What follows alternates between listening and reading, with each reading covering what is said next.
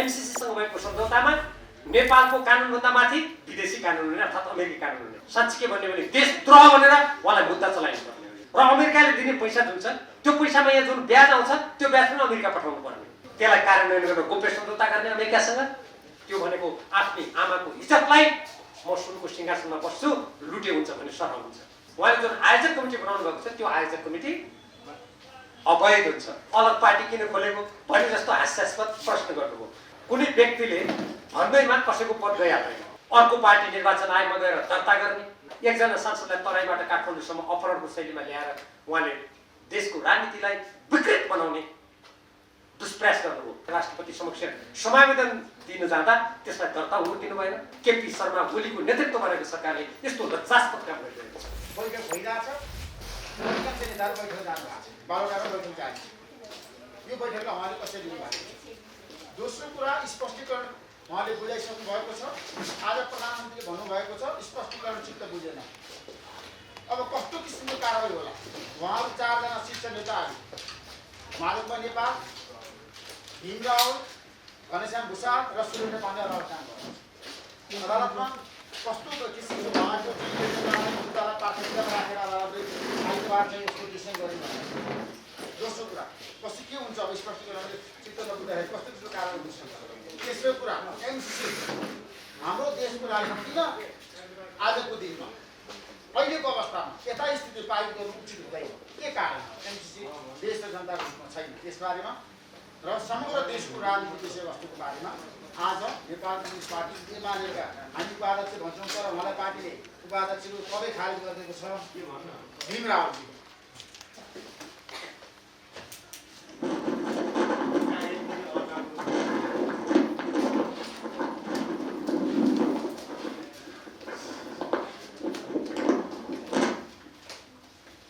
धन्यवाद ऋषिजी।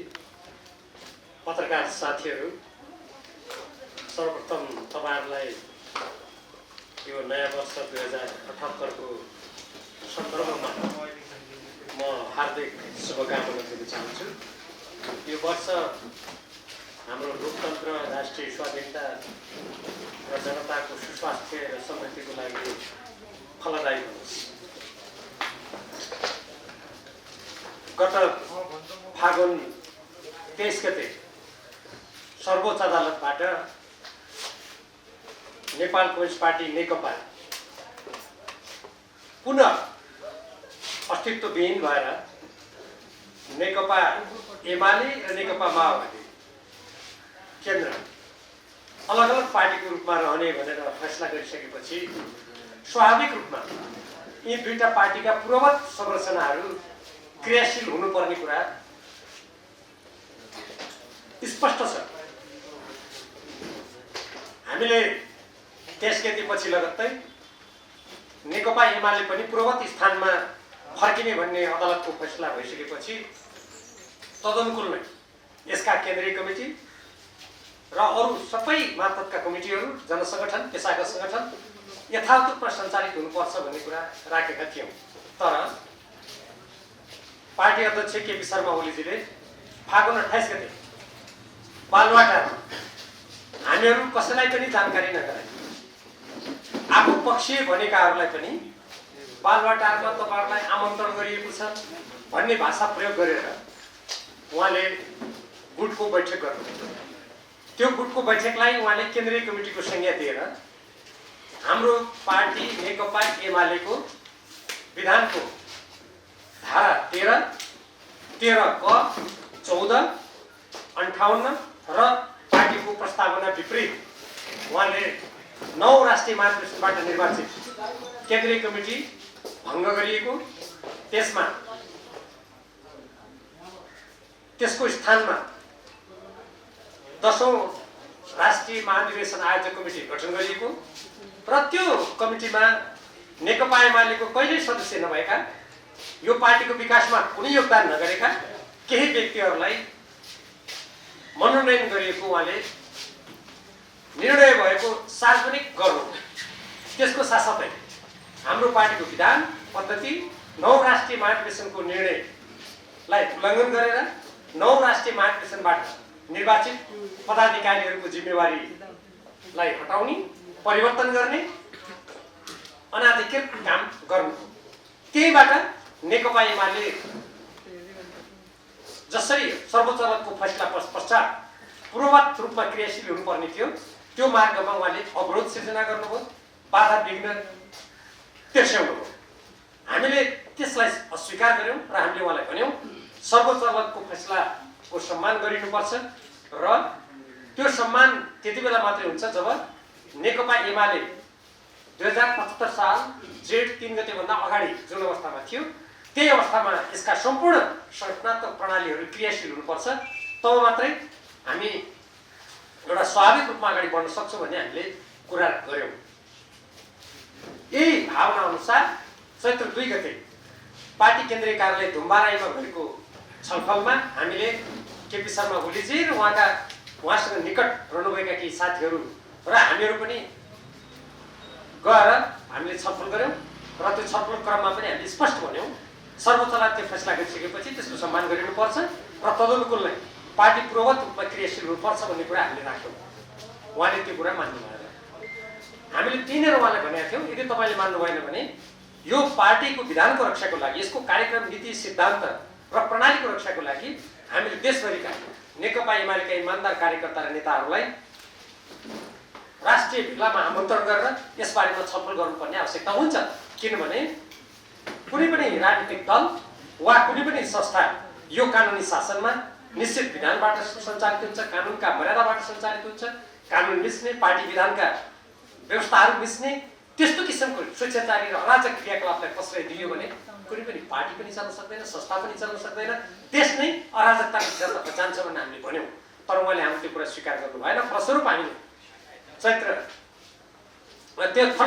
त्यसपछि 4 र 5 गते चैत्र 4 र 5 गते हामीले राष्ट्रिय कार्यकर्ता भेला गर्यौं र त्यो राष्ट्रिय कार्यकर्ता भेलाबाट हामीले 9 राष्ट्रिय महाधिवेशनका उद्देश्य, सिद्धान्त, नीति, विधानको प्रतिरक्षा गर्नको लागि विशेष प्रस्ताव पारित गर्यौं र देशव्यापी रूपमा सर्वोच्च अदालतको फैसला बमोजिम नेकपा एमालेका पूर्ववत कमिटीहरूलाई क्रियाशील गराउने उद्देश्यका साथ हामी अहिलेसम्म हजारौं नेता र कार्यकर्ताहरू देशव्यापी रूपमा सक्रिय रहेका छौं।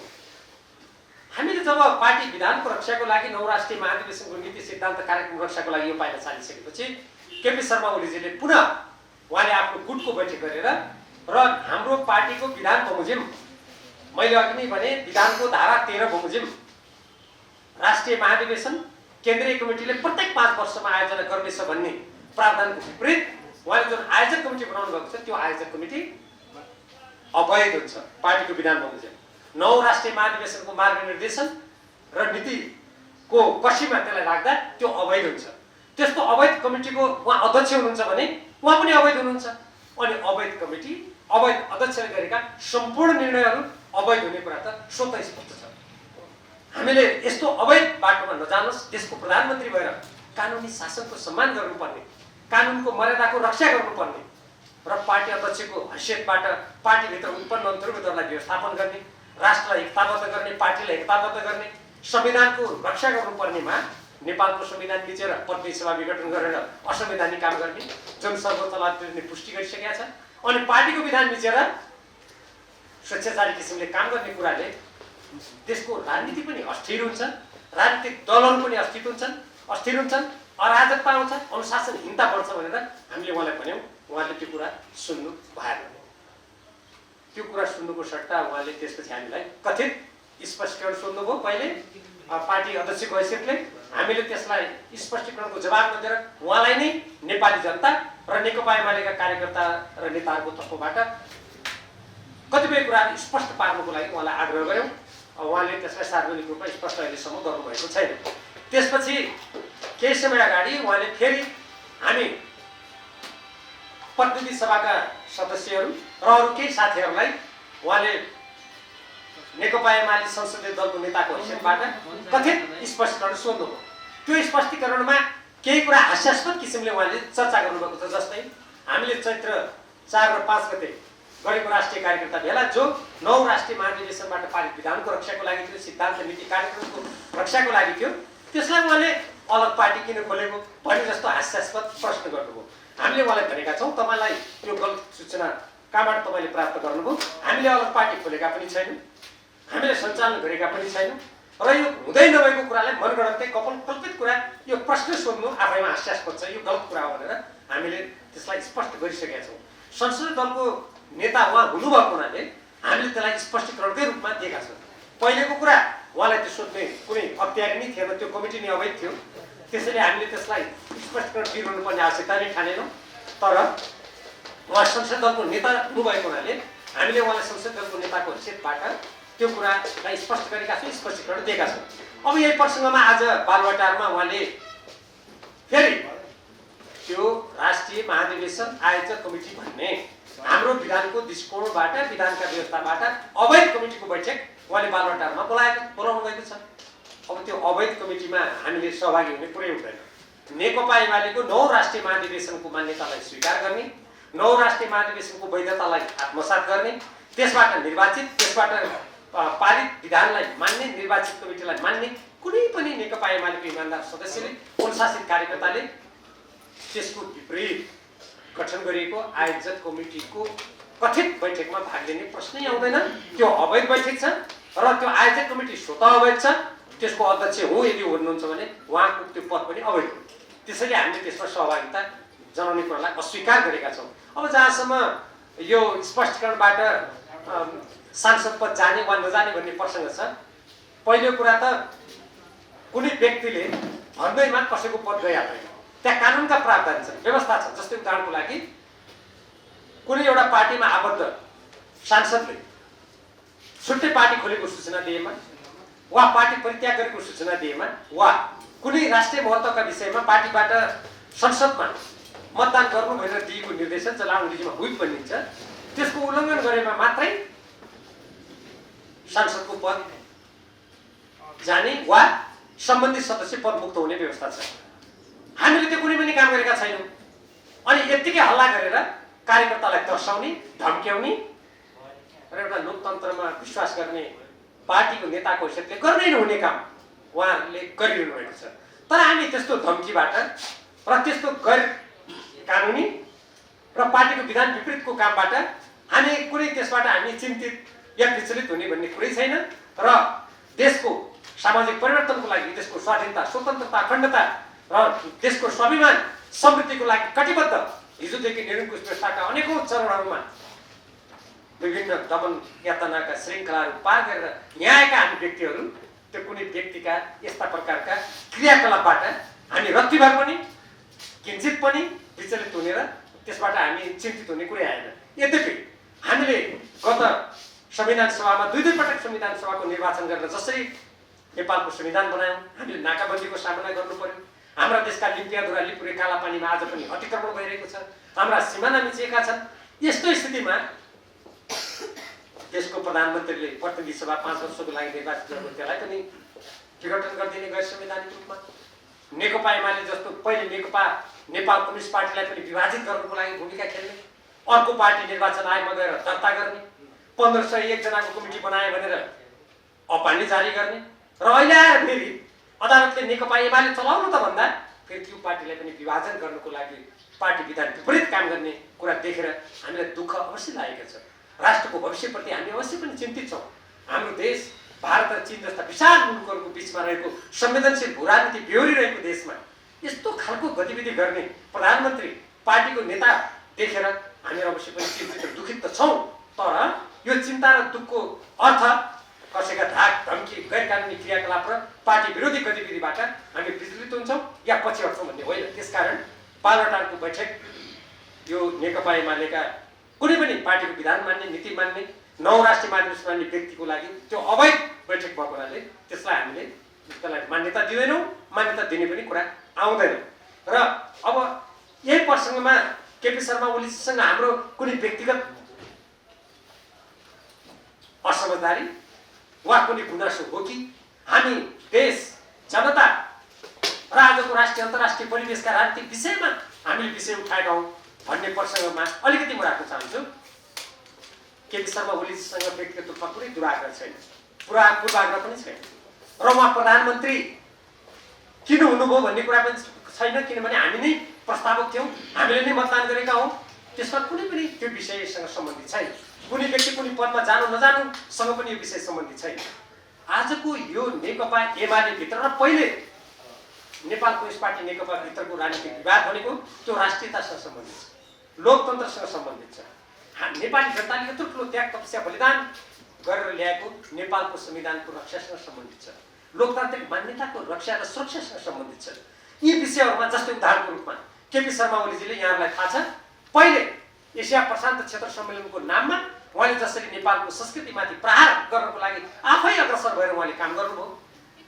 त्यसपछि गएर संयुक्त सैनिक अभ्यासमा त्यसलाई घचेट्ने र हाम्रो स्वतन्त्र परराष्ट्र नीतिमाथि आघात पार्ने काम गर्नुभयो। तपाईँलाई थाहा छ लिम्पियाद्वारा लिपुले कालापानीको नक्सा त्यो समावेश गरेर प्रकाशित गर्नुपर्छ त उहाँले मान्नु भएन।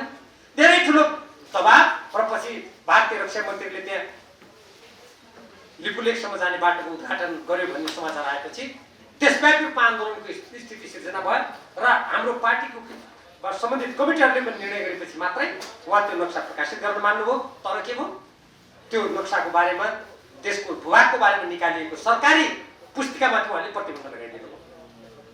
त्यसपछि उहाँले संवैधानिक परिषद सम्बन्धी कानुनलाई संशोधन गरेर उहाँले मनपरी गर्नको लागि नेपालको संविधानको मर्ममाथि प्रहार गर्नुभयो। 2017 साल वैशाख महिनामा सँगसँगै उहाँले दल विभाजन सम्बन्धी कानुन ल्याएर कोरोनाको संक्रमणको कारणले देश बन्द र बन्दिसको अवस्थामा भएर तपाईँहरूले सबैजना घरभित्र बसिरहेको बेलामा उहाँले दल विभाजन गर्नको लागि कानुन मात्रै ल्याएको होइन, एकजना सांसदलाई तराईबाट काठमाडौँसम्म अपहरणको शैलीमा ल्याएर उहाँले देशको राजनीतिलाई विकृत बनाउने दुष्प्रयास गर्नुभयो। हामी सबैले त्यसको विरोध गरेर त्यो बेला रोकियो। गत साउन 26 गते हामीले थाई कमिटीको बैठकबाट यो पार्टीको एकताको रक्षाको लागि र देशको कानुनी प्रणालीमा कुनै आश नहोस् भन्नको लागि उहाँ नै अब 5 वर्ष प्रधानमन्त्री हुनुहोस्, राष्ट्रिय महाधिवेशनसम्म अध्यक्ष हुनुहोस् भनेर हामीले निर्णय गऱ्यौँ। पार्टीबाट अपानी जारी भयो, उहाँले हस्ताक्षर गर्नुभयो। तर कार्तिक महिनामा जब बालुवाटारमा उहाँले गोप्य रूपमा भारतको गुप्तचर संस्था रिसर्च एन्ड एनालिसिस विङ अर्थात् रका प्रमुख सामन्त गोयलसँग राति 12 बजेसम्म 9 बजेदेखि उहाँले गोप्य मन्त्रणा गरिसकेपछि त्यसपछि उहाँ एकदम तीव्र रूपमा नेपालको संविधान विपरीत प्रतिनिधि सभा विघटन गर्ने, फेरि एकचोटि यो आवश्यक छैन भनेर आफै घोषणा गरेर फिर्ता लिइसकेको संवैधानिक परिषद सम्बन्धी कानुनलाई फेरि अध्यादेशबाट संशोधन गर्न मक्सिरको अन्तिममा पाइला चाल्ने त्यस्तो काम गर्नुभयो। र पुष 1 गते हामीले त्यो उहाँले किन त्यस्तो काम गर्नुभयो भनेर त्यसपछि आपत्ति जनाएर राष्ट्रपति समक्ष समावेदन दिन जाँदा त्यसलाई दर्ता हुनु दिनु भएन। र त्यही पुष 1 गते बालुवाटारमा बसेको थाई कमिटीको बैठकमा अब उपरान्त म प्रतिनिधि सभा विघटन गर्दिनँ, म यो अध्यादेश फिर्ता लिन्छु, म पार्टीलाई विधि पद्धति अनुसार अगाडि चलाउन तयार छु भनेर आफै गरेको बाचा विपरीत पुष 5 गते नेपाली जनताले 5 वर्ष लागि निर्वाचित गरेको प्रतिनिधि सभालाई भङ्ग गर्नुभयो। यसरी देशलाई उहाँले सङ्कटग्रस्त बनाउनुको साथसाथै अस्थिरतातर्फ धकेल्नु भएको छ। र यही प्रसङ्गमा उहाँले अमेरिकी मिलेनियम च्यालेन्ज कर्पोरेसनसँग भएको सम्झौताको बारेमा हाम्रो पार्टीको केन्द्रीय कमिटीको दोस्रो बैठकबाट त्यति बेला नेपाल कम्युनिस्ट पार्टी छन्ने बेलामा पूर्व प्रधानमन्त्री झलनाथ खनालजी, म र परराष्ट्र मन्त्री प्रदीप ग्यावाली समेत भएको एउटा कार्यदलले दिएको प्रतिवेदनलाई कहिले पनि उहाँले छलफल हुन दिनु भएन। हामी कुनै अमेरिकासँग, भारतसँग या चीनसँग कुनै शत्रुतापूर्ण व्यवहार गर्ने, कूटनीतिक सम्बन्ध बिगार्ने, अमैत्री व्यवहार गर्ने त्यस्तो कुराको हामी विपक्षमा छौँ। तर हाम्रो नेपालको संविधानमा हामी संयुक्त राष्ट्रको बडापत्र, पञ्चशीलका सिद्धान्त र असंलग्नताका मान्यता अनुसार नेपालको परराष्ट्र नीति सञ्चालन हुनुपर्छ। नेपाल कुनै पनि प्रकारको राजनीतिक, सैनिक गठबन्धनमा या कुनै देशको बाह्य प्रभावमा पर्न हुँदैन भन्ने देशभक्त नेपालीहरूको आवाजलाई हामी अक्षुण्ण राख्न चाहन्छौँ, त्यसलाई अटल रूपमा अगाडि बढाउन चाहन्छौँ। तर उहाँले प्रतिनिधि सभामा मिलेनियम च्यालेन्ज कर्पोरेसनसँग एमसिसीसँग भएको सम्झौतामा नेपालको कानुनभन्दा माथि विदेशी कानुन हुने अर्थात् अमेरिकी कानुन हुने, अमेरिकाको अहिलेको कानुन मात्र होइन भविष्यमा कानुन समेत नेपालले मान्नुपर्ने, नेपालको त्यो प्रसारण लाइन बनाउने जुन भनेको छ विद्युत प्रसारण लाइन, त्यो प्रसारण लाइनमा अनन्तकालसम्म अमेरिकाको आधिपत्य हुने, त्यो प्रसारण लाइन जाँदाबाट जान्छ त्यो भूमिमाथि पनि अमेरिकाको कब्जा हुने, बौद्धिक सम्पत्तिमा नेपालको कुनै पनि अधिकार नहुने, एकलौटी अमेरिकाको अधिकार हुने र नेपालले जुन त्यसमा योगदान गर्ने 13 अर्ब रुपियाँभन्दा बढ्ता रुपियाँ छ त्यो अनुदान सरह हुने। यदि त्यो आयोजना विफल भयो भने त्यो अमेरिकाले फिर्ता गर्ने कुनै त्यहाँ प्रावधान छैन र अमेरिकाले दिने पैसा जुन छ त्यो पैसामा यहाँ जुन ब्याज आउँछ त्यो ब्याज पनि अमेरिका पठाउनु पर्ने। र यसमा अझ सबैभन्दा देशभक्त नेपालीले चिन्तित हुनुपर्ने विषय के छ भने यदि त्यो द्विपक्षीय विकास सम्बन्धी त्यो सम्झौता हो त्यो कुनै अन्तर्राष्ट्रिय कानुन हो र होइन नि। अनि त्यसलाई प्रतिनिधि सभामा अथवा संसदबाट पारित गराउनुपर्ने किन आवश्यकता पर्यो? किनभने नेपालको संविधान भन्दा पनि माथि त्यसलाई बनाउनुको लागि र भविष्यमा हुने अमेरिकी कानुन पनि नेपालले मान्नुपर्ने बाध्यता नेपाली जनतामाथि थोपर्नुको लागि त्यसलाई संसदमा पुर्याइएको छ। ल पत्रकार साथीहरू, तपाईहरु मार्फत म देशभक्त नेपालीका सामु कुरा राख्न चाहन्छु।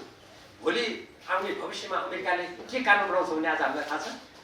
भोलि नेपालको संविधानमा सार्वभौम सत्ता सीमित हुनेछ, त्यो एमसीसीबाट सञ्चालित हुनेछ भने अमेरिकाको कानुन आयो भने पनि हामीले मान्नुपर्ने। यति खतरनाक कुरा छ। त्यति मात्र होइन, हामी सबैलाई थाहा छ भारतसँग तत्कालीन श्रीधर महाराजले आफ्नो सत्ता ढल्ने बेलामा मौन संशोधन गरेको जुन 1950 को असमान सन्धि छ, देशभक्त नेपालीहरूले 2006 सालदेखि नै 7 सालदेखि नै त्यो जुन बेला संयुक्त भयो त्यो बेलादेखि नै यसका असमान प्रावधानहरूलाई अस्वीकार गर्दै आएका छन्। 2051 सालमा जति बेला नेकपा एमालेको अल्पमतको सरकार थियो, मनमोहन अधिकारी प्रधानमन्त्री हुँदा उहाँको भ्रमण दलमा म पनि भारत गएको थिएँ। तत्कालीन भारतका प्रधानमन्त्री पी.वी. नरसिंह राव समक्ष हामीले त्यो कुरा राख्यौँ र कूटनीतिक माध्यमबाट ती प्रावधानहरूको बारेमा छलफल गर्ने कुरा सहमति भएको थियो। तर 2/3 भन्दा बढी प्राप्त केपी शर्मा ओलीजीले कहिल्यै पनि त्यो अल्पमतको सरकारले अगाडि राख्ने आँट गरेको कुरालाई पनि अगाडि बढाउनु भएन। प्रबुद्ध व्यक्तिसम्मको प्रतिवेदन आजसम्म भारतले बुझेको छैन। उहाँ चिक्क बोल्नु सुन्नु भएको छ। अब यदि मिलेनियम एमसीसीसँगको सम्झौतालाई संसदबाट अनुमोदन गरियो भने 1950 का ती असमान प्रावधानहरू जस्तो भारतीयहरूले नेपालमा आएर असीमित रूपमा जग्गा किन्न पाउने भन्ने कुरा नेपालको कानुनबाट अहिले बन्देज लगाइएको छ। तर यो मिलेनियम च्यालेन्ज कर्पोरेसन सँगको सम्झौतालाई अनुमोदन गरियो भने 1950 का ती असमान सबै प्रावधानहरू सक्रिय हुनेछ। एमसीसी अनुमोदन गरेको कुरा नजिकको रूपमा स्थापित हुनेछ। अनि हामी नेपाली कहाँ रहनेछौँ? कवि माधव कविवर राष्ट्रकवि माधव घिमिरेको त्यो कविताको स्मरण, त्यो गीतको स्मरण गर्नुपर्ने हुन्छ। त्यसपछि चुलिन्छ कहाँ उचाइ हाम्रो हिमालय नरहे, रहौँला कहाँ नेपाली हामी नेपालै नरहे। नेपालको धरती भूमि अर्काको उपजामा गयो भने के आज तपाईँ पत्रकार साथीहरू, हामी देशभक्त नेपालीहरू, हामी नेपाली हौँ भनेर आफ्नो पेसा पेसाबाई गर्न पाउँछौँ? त्यस कारणले हामीले यी अरू यन्त्रकायका थुप्रै प्रावधानहरू पनि छन्। मैले छोटकरीमा तपाईँहरूलाई भने र यी प्रावधानहरू नेपालको हितमा संशोधन गरिनुपर्छ, हटाइनुपर्छ भन्ने हाम्रो भनाइ हो। यदि कुनै देशले निस्वार्थ ढङ्गले अनुदान दिन्छ भने रेडियोमा नेपाली जनताले तिरेको राजस्व तिरेर राजस्व खर्च गरेर फलानु देशले दिने सुहाग राम्रो हो, तिमीले जागिर पाउँछौ, तिमी इन्जिनियर रहेछौ भनेर प्रचार गर्ने यो कुरा लज्जास्पद होइन। एउटा कुनै देशले दिने सहयोगको बारेमा विज्ञापन गरेर प्रशंसा गर्ने कुरा योभन्दा देशभक्त नेपालीहरूको लागि लाजमर्दो कुरा के हुन सक्छ? केपी शर्मा ओलीको नेतृत्व गरेको सरकारले यस्तो लज्जास्पद काम गरिरहेको छ। हामी नेपालीको शिर निभाउने काम उहाँले गरिरहनु भएको छ। त्यति मात्र होइन, उहाँका विश्वासपात्र बनेका अर्थमन्त्री युवराज खतिवड़ाले प्रतिनिधि सभामा अनुमोदनको लागि पेश गरिएको एमसीसीसँगको सम्झौता अनुमोदन नहुँदै कार्यान्वयन सम्झौता गर्नुभयो गोप्य रूपमा। पत्रकार साथीहरूले खोजेर हेर्नुहोस् त्यसलाई। प्रतिनिधि सभामा पेश भएको सम्झौताको एउटा दफा अनुसूची 1 मा रहेको एउटा प्रावधान गोप्य रूपमा उहाँले पत्राचार गरेर संशोधन गरिदिनुभयो। संसदमा अनुमोदन नभएको सम्झौताको कार्यान्वयन सम्झौता हुन सक्छ? अहिले उहाँले 5 तारे होटलमा त्यसको कार्यालय खोलेर चलाएको छ। लाखौं रुपियाँ तलब दिएको छ तपाईँ हामीले तिरेको करबाट।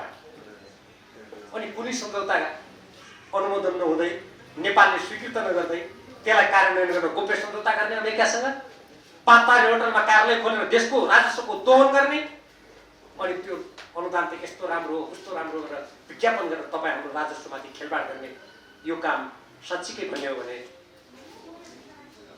यस्तो गर्ने व्यक्तिहरूलाई नेपालको कानुन लागेर दण्डित गर्नुपर्ने हो। युवराज खतिवड़ाजीले जुन मैले अघि भनेका 2टा काम छन्, यी साँच्चीकै भन्यो भने देशद्रोह भनेर उहाँलाई मुद्दा चलाइनु पर्ने हो। त्यति गम्भीर कुरा हो। अनि यस्तो कामको संरक्षण केपी शर्मा ओलीजीले के कारणले गर्नुभयो? देशको प्रधानमन्त्री भएको व्यक्तिले कुनै पनि देशमा आफ्नो देशको राष्ट्रिय हितको सुरक्षा गर्छ, आफ्नो राष्ट्रिय सुरक्षाको लागि काम गर्छ। अनि अर्काको देशको हिन्द प्रशान्त क्षेत्रको रणनीति हो भनेर अमेरिकी मन्त्रीहरूले बारम्बार भनेको छ। नेपाल कुनै देशको रणनीतिको अंग हुन सक्दैन। चीन होस् या जापान होस् या भारत अमेरिका जोसुकै होस्, नेपाल स्वतन्त्र परराष्ट्र नीतिमा अगाडि बढ्नुपर्छ भनेर नेपालको संविधानमा लेखेको छ। नेपालको संविधानमा लेखेको यस्तो कुराको विरुद्धमा जाने भनेको यसको अर्थ के हुन्छ? देशभक्त नेपालीहरूले गम्भीर रूपमा सोच्नुपर्छ। हाम्रो देश पृथ्वीनारायण शाहले एकीकरण गरेदेखि कतिपय देशहरू अर्काको अधीनमा गए, तर हामी कहिले पनि पराधीन भएनौँ। यद्यपि लडाइँमा पराजित भएर हामीले भूमि गुमाउँदाखेरि थियौँ, भूमि गुमायौँ हामीले के, तर हामी पराधीन भएनौँ। तर आज यत्रो शिक्षा आर्जन गरेका विदेशका यति धेरै देशहरूमा प्रवासी नेपालीको रूपमा भएर देश विदेशको बारेमा जानकारी प्राप्त गरेका यत्रो सञ्चारकर्मीहरू आज छिनछिनमा नेपाली जनतालाई सूचना दिइरहेको नेपालमा यसरी देशको स्वाधीनतामाथि आँच आउँदाखेरि हामी यदि चुप लाग्यौँ, यदि हामीले यी सम्पूर्ण कुरालाई गम्भीर रूपमा अगाडि लिएनौँ र सरकारका यस्ता राष्ट्रिय हित विरोधी क्रमलाई रोक्न हामीले पाइला चालेनौँ भने कुनै दिन हामी नेपालीले हाम्रो पराधीनता बिहोर्नु पर्ने स्थिति आउन सक्दछ, स्वाधीनता गुमाउनु पर्ने स्थिति आउन सक्दछ। त्यसकारण एमसीसी सम्झौतासँग भएका यी प्रावधानहरूलाई सच्याइनुपर्छ, हटाइनुपर्छ। अमेरिका फर्स्ट, अमेरिका पहिलो, मेरो हित पहिलो भन्न पाउने, भारतका प्रधानमन्त्रीले मेरो भारत महान हो, मेरो हित पहिलो भन्न पाउने, चीनका राष्ट्रपतिले त्यस्तै भन्न पाउने, अरू देशका सबै राष्ट्राध्यक्ष प्रधानमन्त्रीले आफ्नो राष्ट्रिय हितको कुरा गर्न पाउने, श्रीलङ्काले एमसीसी मेरो राष्ट्रिय हितमा छैन भनेर खारेज गर्न पाउने, अरू कयौँ देशहरूले त्यसका प्रावधानहरूलाई सच्याउन पाउने। अनि नेपालमा यदि नेपालको राष्ट्रिय हितको कुरा गर्छ भने हाम्रो कानुनसँग नमिलेको, हाम्रो राष्ट्रको संविधानसँग नमिल्ने, हाम्रो परराष्ट्र नीतिसँग नमिल्ने, हाम्रो देशभक्तिसँग नमिल्ने, हाम्रो राष्ट्रिय हितमा आँचाउने कुरा सोच्यौँ। अमेरिकाले ती सच्याएर निस्वार्थ ढङ्गले सहयोग दिन्छ भने हामी त्यो लिन तयार छौँ भन्दा अनि हामी अमेरिका विरोधी हुने, अनि हामीले चाहिँ विकास हुन नदिएको भनेर आरोप लगाउने। जहाँसम्म विकासको कुरा छ, आज तपाईँ बुढी गण्डकीमा हेर्नुहोस्, हामीले प्रत्येक हामीले चढ्ने हाम्रा सवारी साधनमा करतिर अर्बौं रुपियाँ त्यहाँ छ, त्यो किन खर्च नगरे विकास? एउटै एनसिएलले 74 अर्ब रुपियाँ कर तिरेको छैन, आज वासिङटनमा मुद्दा परेको छ। त्यसमा केपी शर्मा ओलीजी किन बोल्नु? एमसीसीबाट जम्मा जम्मी हामीले 55 अर्ब रुपियाँ हो, त्यो 55 अर्ब रुपियाँको पनि 36% रकम त्यो विकासमा खर्च हुनेवाला छैन। त्यो कहाँ खर्च हुनेछ भनेर त्यसको त्यो कार्यक्रममा लेखिएकै छैन। हेर्नुहोस्,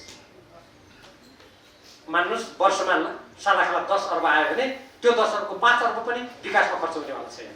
अनि हाम्रो मातृभूमि नेपाललाई कसैको वार्षिक 5 अर्ब रुपियाँमा त्यसको स्वाधीनतालाई हामी बेच्न सक्छौँ? त्यो भनेको आफ्नै आमाको इज्जतलाई म सुनको सिंहासनमा बस्छु लुटे हुन्छ भने सरह हुन्छ। कुनै पनि देशभक्त नेपालीको लागि कारण यो कुरा मान्य हुन सक्दैन। यसको विरुद्धमा देशव्यापी रूपमा देशभक्त नेपाली आवाज उठाउनुपर्छ। म हाम्रो मित्र राष्ट्र अमेरिकालाई पनि भन्न चाहन्छु, हामी अमेरिकासँग सुमधुर सम्बन्ध कायम गर्न चाहन्छौँ, तर देश ठुलो हुन सक्दछ, सानो हुन सक्दछ, शक्तिशाली हुन सक्दछ, सैनिक दृष्टिकोणले कमजोर हुन सक्दछ, तर उसको गौरव, उसको सार्वभौमता सानो ठुलो हुन सक्दैन।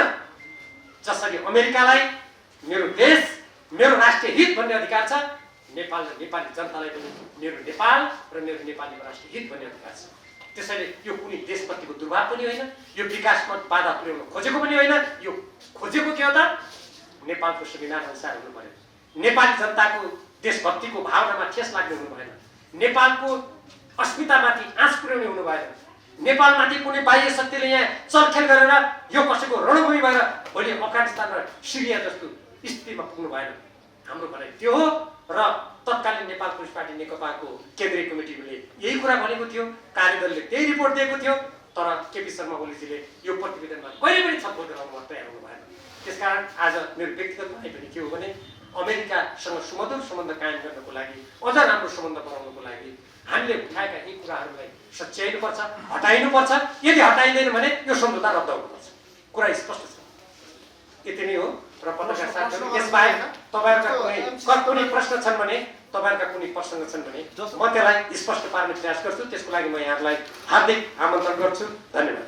जस्तो तपाईँहरूले एमसी यदि संशोधन भनेर रद्द गर्नुपर्छ भन्नुभएको छ, रद्द गर्ने कामबाट संसदमा भोटिङ गरेर तपाईँहरूले एउटा सुनौलो अवसर पनि छ, तपाईँहरूले कसैलाई राष्ट्रघाती, राष्ट्रद्रोही भनेर ट्याग लगाउनु भन्दा संसदमा गएर मतदान गराएर एमसीसीको पक्षमा कसले मतदान गर्दो रहेछ भनेर नेपाली जनताले पनि देखाउने अथवा राष्ट्रघातीहरू भनेर तपाईँहरू उदाङ्ग बनाउने एउटा अवसर पनि छ। तपाईँहरू संसदमा किन पेस गर्न चाहनुहुन्न?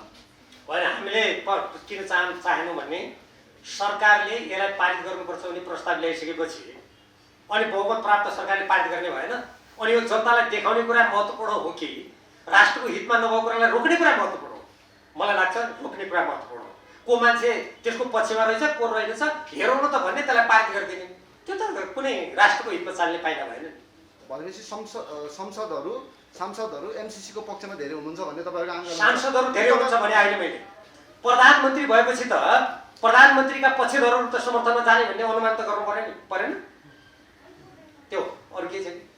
अब यसलाई रोक्ने कसरी कमरेड? त्यसलाई रोक्नुको लागि अहिले रोकिरहनु भएको छ नि। म सभामुखलाई धन्यवाद दिन चाहन्छु। उहाँले के भन्नुभयो, मेरो सम्पूर्ण राजनीति मैले गर्ने काम राष्ट्रहितको लागि हो, राष्ट्रहित विपरीतका कुरामा म अगाडि बढ्दिनँ भन्नुभएको छ। उहाँको त्यो देशभक्तिपूर्ण अडानको हामी सबैले प्रशंसा गर्नुपर्छ, एउटा। दोस्रो, यस्ता राष्ट्रिय महत्त्वका विषयमा त पार्टीमा छलफल हुनु पर्यो होइन र? हामीले तत्कालीन नेपाल कम्युनिस्ट पार्टी नेकपामा त्यसको बारेमा छलफल गऱ्यौँ। त्यसले कार्यदलले प्रतिवेदन दियो। त्यो प्रतिवेदनबारे पार्टीमा छलफल नगरिकन संसदमा जान्छ त? अहिले सबै राजनीतिक दलमा त्यो छलफल हुनु पर्यो। त्यसका राष्ट्रहितमा नभएका कुराहरू छन् भने छन्, जुन कुरा छन् भन्यो होइन कि छन्, त्यसलाई संशोधन गर्नु पर्यो, हटाउनु पर्यो शुद्ध रूपमा। जसरी अरू देशबाट सहयोग आउँछ अनि त्यो सहयोग सबै पार्टीले संसदमा गएर अनुमोदन हुने देख्नु भएको छ त? चीनले दिन्छ, भारतले दिन्छ, जापानले दिन्छ। त्यो त खुल्लो द्विपक्षीय सम्झौता भएर त्यसको त विकासको कारण नै हुन्छ नि। अनि त्यो मात्रै संसदमा गएर अनुमोदन गर्नुपर्ने किन? किनभने नेपालको संविधानभन्दा कानुनभन्दा त्यसलाई माथि राख्नु परेको छ। जसले गर्दा तपाईँ हाम्रो नेपालीहरूको आफूले आफ्नो कानुन बनाउनु पर्ने अधिकारलाई त्यसले कुल्चिनु पर्नेछ। त्यस कारण गरे हो नि। त्यसलाई रोक्ने कसरी भने संसदमा पनि सबै देशभक्त सांसदहरूले त्यसलाई अस्वीकार गर्नलाई उहाँहरूले आवाज उठाउनु पर्यो। यहाँ जस्तो पत्रकार साथीहरू देशभक्त नेपालले देशव्यापी रूपमा भन्नु पर्यो यसका हाम्रो राष्ट्रिय विपरीतका प्रावधानहरूलाई संशोधन गरिनुपर्छ, हटाइनुपर्छ। त्यसलाई हटाएर अमेरिकासँग सहयोग लिने कुरामा कुनै आपत्ति भएन। नेकपा एमाले व्हिप जारी गरेर एमसीसीको पक्षमा मतदान गर्नु भन्यो भने तपाईँहरू फ्लोर क्रस गर्नुहुन्छ त्यसमा? अब हेर्नुहोस्, यो विषय जुन तपाईँले भन्नुभयो यो विषयमा हामी त्यसै बेला निर्णय गर्छौँ जुन बेला त्यो आउँछ। अहिले त आएको छैन। अस्ति ल्याउनुको लागि त्यहाँ निकै नै चर्चा हामीले सुनेका थियौँ, तर प्रधानमन्त्रीले हठात 1 बजे कहिले नेपालको संसदमा नभएको कहिले पनि नभएको हेर्नुहोस्। त्यहाँ प्रतिनिधि सभाको सभामुखले या संसदका माथिको राष्ट्रिय सभाका अध्यक्षले त्यो बैठकमा आफ्नो कामको विवरण सुनाउने, राष्ट्रपतिको पत्र पढेर सुनाउने ती मान्यता होइन। त्यो संसदमा के हुन्छ भने त्यहाँ स्थापित मान्यता कानुन सरल लागु हुन्छ। हेर्नुहोस्, ती सबै कुल्चेर 1 बजे बैठकको अन्त्य भनेर उहाँले भन्नुभयो। त्यस कारण अब आउने दिनमा बैठक बस्दाखेरि कसरी ती कुरा पेश हुन्छ त्यही अनुसार हामीले राष्ट्रको हितलाई सर्वोपरि राखेर पाइला चाल्नुपर्ने हुन्छ। ठ्याक्कै मलाई के बताउनुहोस् भन्दाखेरि अहिले जसरी नेपाल कम्युनिस्ट पार्टी एमाले विभाजनको तयारीमा जुटेको छ, अब तपाईँले जतिसुकै ठुलो कुरा गरे पनि अब पार्टी 2 फाग भइसक्यो, 2 चिरा भइसक्यो र पार्टी फुटाउनको लागि प्रधानमन्त्री केपी शर्मा ओलीले पनि तपाईँलाई चेतावनी चुनौती पनि दिइसक्नु। आज बालुवाटारमा अहिले बैठक राखेर भन्नुभएको छ माधवकुमार नेपाल, झलनाथ खनाल, भीमराव नआए पनि एमालेलाई कुनै फरक पर्दैन भनेर उहाँले घोषणा गरिसकेको अवस्थामा अब तपाईँहरू त्यही पार्टीमा टाँसेर बस्नुहुन्छ कि अर्को नयाँ पार्टी खोल्नुहुन्छ क्या? क्लियर कट हुनुहोस् न तपाईँ जस्तो बौद्धिक नेता। दुधारमा दुविधामा अन्यमा हुन्छ, कुनै विचार छैन। ऋषिजी पहिलो कुरा म छोटकैमा मात्रै जवाब दिन्छु। हामी दुविधामा पनि छैनौँ, अन्यमा पनि छैनौँ। हामी त्यो पार्टीमा टाँसेका होइनौँ, हामी त्यो पार्टीका निर्माता हौँ। म तपाईँहरूलाई अघि नै भने 9 राष्ट्रिय महाधिवेशनबाट उपाध्यक्ष पदमा केपी शर्मा ओलीजी भन्दा बढी मत ल्याएर निर्वाचित मान्छे हुँ। केपी शर्मा ओलीजी म 9 राष्ट्रिय महाधिवेशनबाट निर्वाचित अझै मेरो पद कसरी जान्छ भन्नुहुन्छ, अनि त्यो भन्ने अधिकार हामीलाई हुँदैन। हामी टाँसेका होइनौँ, हामी त त्यो पार्टीका 9 राष्ट्रिय महाधिवेशनबाट निर्वाचित व्यक्ति हौँ। केपी शर्मा ओलीजीले के गरिदिनु भयो, फागुन 28 गते पार्टीको विधान मिचेर अवैध किसिमले सबैलाई हटाइदियो भनेर अवैध घोषणा गर्नुभएको छ। त्यो अवैध घोषणा हाम्रो लागि मान्य छैन। अब जहाँसम्म तपाईँहरू के गर्दै हुनुहुन्छ भन्ने कुरा छ, हामी उहाँका ती अवैध गतिविधिहरूलाई अस्वीकार गरेर देशव्यापी रूपमा नेकपा एमालेका इमान्दार कार्यकर्तालाई सङ्गठित गर्दैछौँ। उहाँका ती गलत कार्यक्रममा क्रियाकलापलाई रोक्नको लागि उहाँले रोक्नु भएन भने जसरी उहाँ चाहिँ यो नेकपा एमालेमा योगदान नभएका मान्छेलाई पार्टीमा राख्ने, पार्टीमा लामो समयदेखि 32 सालदेखि कोअर्डिनेसन केन्द्रकालदेखि काम गरेका मान्छेलाई निकालिदिने हास्यास्पद काम गरेर उहाँले जुन पार्टीलाई विभाजन गर्न खोज्नुभएको छ, अन्तिममा पनि उहाँका यी फुटवादी क्रियाकलापको विरुद्ध हामी दिन्छौँ, नेकपा एमालेलाई जोगाउने कोसिस गर्छौँ। अब उहाँले फुटाएरै आधा त उहाँले फुटाइसक्नु भएको छ, ठिकै ऋषिजीले भन्नुभएको। अब उहाँले पुरै फुटाएर जानुभयो भने त्यति बेला हामी निर्णायक कदम चाल्छौँ। त्यो निर्णायक कदम भनेको उहाँले अन्तिम रूपमा फुटाउँदा जे परिणाम आउँछ त्यो परिणामको प्रतिवाद गर्ने, सङ्गठित रूपमा प्रतिवाद गर्ने। उहाँलाई हटाउने कि तपाईँहरूले चाहिँ भाग्ने पार्टी? हामी त भाग्ने कुरा हुँदैन। हेर्नुहोस्, यो राजनीति भनेको देश जनताको लागि गरिएको हो। यो कुनै व्यक्तिको धम्कीबाट हामीले राष्ट्र र जनताको सेवामा आफ्नो राष्ट्रको हितमा गर्ने कामका हाम्रा पाइलाहरू रोकिने भन्ने कुरै आउँदैन, भाग्ने भन्ने कुरै आउँदैन, डराउने भन्ने कुरै आउँदैन। फेरि यो राजनीति भने केपी शर्मा ओलीजीलाई चिनेर गरे कुरा हो र यो। उहाँ 9 राष्ट्रिय महासचिव अध्यक्ष हुनुभयो त हामी उपाध्यक्ष थियौँ, कोही हामी उपमहासचिव थियौँ, कोही सचिव थियौँ, कोही सदस्य थियौँ। त्यो उहाँको व्यक्तिगत त्यो कुनै नेकपा एमाले भनेको कम्पनी त होइन नि, प्राइभेट लिमिटेड कम्पनी त होइन। त्यस्तै देखिया छ, KP Oli and private company जस्तो देखिया छ। त्यसपछि तपाईँहरू समक्ष रहेका जुन 30-32 जना सांसदहरूलाई समेत पदमुक्त गर्ने गरी मैले स्पष्टीकरण सुन्ने सम्मको कुराहरू आएको छ। यस सन्दर्भमा के भन्नुहुन्छ? अब उहाँका गतिविधिले तपाईँले भने कुरा ठिक हो। त्यस्तो खालको व्यक्तिगत कम्पनी जस्तो उहाँले देखाउनु खोज्नुभयो, यो उहाँको अलोकतान्त्रिक र मार्क्सवाद विरोधी चरित्र हो, चिन्तन हो। अर्थतन्त्रमा पनि उहाँले नवउदारवादी र दलाल पुँजीपातीलाई पोस्ने र नेपालका सर्वजीव जनतामाथि प्रहार गर्ने काम गरिरहेको छ। यसको पछिल्लो उदाहरण केही समय अगाडि नेपालका कुखुरा पालक, मासु उत्पादक, दुध उत्पादक जसले नेपाल धेरै ठुलो लगानी गर्नुभएको छ। अब उहाँहरूको त्यो लगानी एकातिर त्यसमा उहाँहरू आत्मनिर्भर हुँदैछ भन्नुभएको छ, अर्कोतिर बाह्य लगानी भित्र्याएर उहाँलाई विस्थापित गर्ने काम गर्नुभएको छ। यो पछिल्लो उदाहरण हो। त्यसरी तपाईँले भनेको कुरा त्यो ठिकै हो, तर उहाँले जुन त्यसरी व्यवहार गरिरहनु भएको छ हामी त्यसको प्रतिवाद गर्छौँ र यो पार्टीलाई उहाँका यी गलत सैद्धान्तिक र संरचनात्मक क्रियाकलापबाट मुक्त गर्नको लागि हामी दृढतापूर्वक अगाडि बढ्छौँ। र जुन सांसदलाई उहाँले स्पष्ट सोध्नु भएको थियो त्यो उहाँको स्वेच्छाचारी र निरङ्कुश चरित्रको द्योतकको, त्यसलाई हामीले तपाईँले जे आरोप लगाउनु भएको छ ती आरोपहरू गलत हुन् भनेर हामीले त्यसलाई खण्डन गरिसकेका छौँ। विशेष त 2 शीर्ष नेताको बिचमा दोस्रो चरणको वार्ता भइसकेका छ। वार्ता चाहिँ के विषयमा केन्द्रित भएको छ, के विषयमा कुरा नमिलियो त्यो पनि स्पष्ट पारिदिनु। त्यो केपी शर्मा ओलीजी र माधव नेपालजीको बिचमा जुन 2 दिन वार्ता भयो त्यो वार्ताको लागि प्रधानमन्त्रीजीले नै आमन्त्रण गर्नुभएको हो। तर उहाँ ती वार्तामा जसरी प्रस्तुत गर्नुभयो त्यो हेर्दा हामीलाई के लाग्यो भने त्यो वार्ता उहाँले कुनै साँच्चीकै समस्या समाधान गर्न वा यो पार्टी जोगाउनु होइन, देखाउनुको लागि र आफ्ना केही निहित उद्देश्य पुरा गर्नुको लागि उहाँले मञ्चन गरेको जस्तो मात्र देखिन्छ। किनभने पहिलो दिनको बैठकमा प्रष्ट रूपमा वरिष्ठ नेता माधव नेपालजीले के भन्नुभयो भने हामी नेकपा एमालेलाई जोगाउने हो भने तपाईँ प्रधानमन्त्री भन्नुको कर्तव्य हो, पार्टी अध्यक्षको कर्तव्य हो पार्टीलाई जोगाउने, सबैलाई समेटेर लाने, पार्टीलाई व्यवस्थित गर्ने कुरा तपाईँको कर्तव्य हो। त्यो गर्नु सक्नु भने त्यसैमा तपाईँको योग्यता देखिन्छ। त्यसकारण तपाईँ फागुन 28 गते पार्टीको विधान विपरीत गरेको तपाईँको निर्णय फिर्ता लिनुहोस् भन्दा उहाँले त्यो दिन मान्नु भएन र के भन्नु भने फेरि छलफल गरौँ भन्नु। तर फेरि हिजो त्यो बैठक बस्दाखेरि त्यो बैठकमा उहाँले अब म यो केही कुरा पनि फिर्ता लिन्न, मैले गरेको सबै काम ठिक छ भन्नुभयो र हामीले त त्यो उहाँले गरेको अवैध निर्णयलाई मान्ने कुरा भएन र त्यसकारण वरिष्ठ नेता माधव नेपालजीले त्यो त मान्न सकिँदैन भनेपछि हो त्यसपछि त्यो कुरा सक्यो। त्यसैले त्यो वार्ताको कुनै अर्थ पनि छैन, त्यसमा कुनै सार्थक परिणाम पनि आएन र त्यो वार्ता भनेको उहाँले मलाई लाग्छ आज 10 गते उहाँको कथित राष्ट्रिय महाधिवेशन आयोजक कमिटीको बैठक गर्ने बेला हेर्नु मैले त प्रयास गरेका थिएँ तर प्रयास भएन, माधव नेपालजीले मान्नु भएन भनेर त्यो देखाउनु र पार्टी कार्यकर्तामा भ्रम छर्ने र अन्त पनि कोही भ्रम सिर्जना गर्ने उहाँको उद्देश्य होला। त्यो उद्देश्यबाट मात्र मञ्चन गरिएको उहाँको व्यवहारबाट देखिएको छ। हामी साँच्चीकै सार्थक बाटो चाहन्थ्यौँ र साँच्चीकै नेकपा एमालेलाई यसको पार्टी विधान अनुरूप सर्वोच्चको फैसला अनुसार अगाडि बढाउन चाहन्थ्यौँ, तर त्यो कुरा उहाँको लागि मान्य भएन। डाक्टर भीम रावल नेकपा भित्रको बौद्धिक नेता, देशलाई चाहिने राष्ट्रवादी नेता, अझ प्रधानमन्त्री हुनुपर्ने मान्छे तपाईँ जतिको व्यक्ति हुनुपर्ने भनेर जनताले आशा गरिराखेका छन्। तपाईँमा त एउटा त्यस्तो सूत्र छ नि जुन सूत्रले गर्दा नेकपा एमाले एक हुन सक्छ, के छ त्यो सूत्र भन्नु? मैले चैत्र 2 गते धुम्बाराईको वार्ता विफल भएपछि भोलिपल्ट विशेष आग्रह गरेर बालवाटारमा गएर 2.5 घण्टा उहाँसँग मैले कुराकानी गरेँ। अब त्यो कुरा सबै विस्तृत रूपमा त यहाँ प्रस्तुत गर्न सम्भव छैन।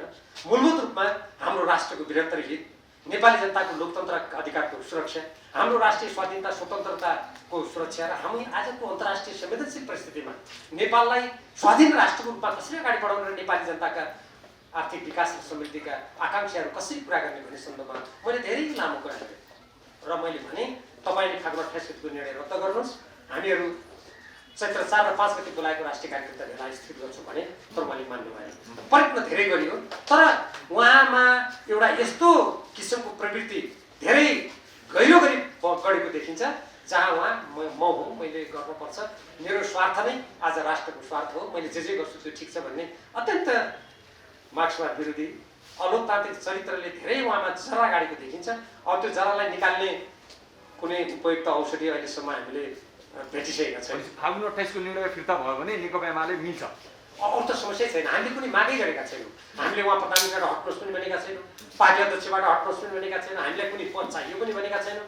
हामीले केवल के मात्र भनेका छौँ भने यो कानुनी शासनबाट देश चल्नुपर्ने परिस्थितिमा तपाईँ पनि पार्टीको विधानअनुसार चल्नुहोस्, नेकपा एमालेको सिद्धान्त नीतिलाई परित्याग नगर्नुहोस्, राष्ट्रको हितमा तपाईँ चिन्तन मनन गर्नुहोस् र आफ्ना व्यवहार र कार्यशैलीलाई पनि पार्टीको नीति निर्देशन अनुसार राख्नुहोस् मात्रै हामीले भनेका छौँ। अब त्यो त्यसमा तयार हुनुभयो भने त हाम्रो तर्फबाट कुनै समस्या नै छैन। हामी कुनै पनि ऋण र सहयोग हाम्रो राष्ट्रको स्वतन्त्रता, हाम्रो देशको कानुन, हाम्रो नेपाली जनताको स्वाभिमानमा आँच नपुग्ने गरी हामी लिन्छौँ। जस्तै मैले भने नि, जस्तै हाम्रो देशको कानुनभन्दा त्यो सम्झौतामाथि नहुने हुनु पर्यो। एक, हाम्रो देशको भूमि, हाम्रा देशमा गर्ने विकास गतिविधि जति हुन्छ त्यो नेपाल सरकारको अधीनमा हुनु पर्यो। त्यो काम चलाउने जुन कमिटी छ मिलेनियम च्यालेन्ज अकाउन्ट भन्ने, त्यहाँ त्यो अमेरिकी एमसिसीको निर्देशनमा होइन, नेपाल सरकारको निर्देशनमा चल्न पर्यो। र त्यो विकास गतिविधिमा जुन लोगो राखिन्छ नि, अहिले तपाईँहरूले देख्नुहुन्छ जुनसुकै विकास गतिविधिमा लोगो नेपाल सरकारको हुन्छ नि, अब त्यहाँ नेपाल सरकार लोगै राख्नु पाइँदैन। त्यो हुनु पर्यो। र हामी कुनै पनि देशको सैनिक प्रकृतिको गठबन्धनमा घचिटिने हुनु भएन। अब भन्नुहोस् अहिले ठुल्ठुला शक्तिशाली राष्ट्रहरू उहाँको एसिया प्रशान्त क्षेत्रमा प्रतिस्पर्धा गर्नु होला, अटलान्टिकमा प्रतिस्पर्धा गर्नु होला, केन्द्रीय कुनै अरू काममा प्रतिस्पर्धा गर्नु होला, त्यहाँनिर नेपालले किन टाउको हाल्ने?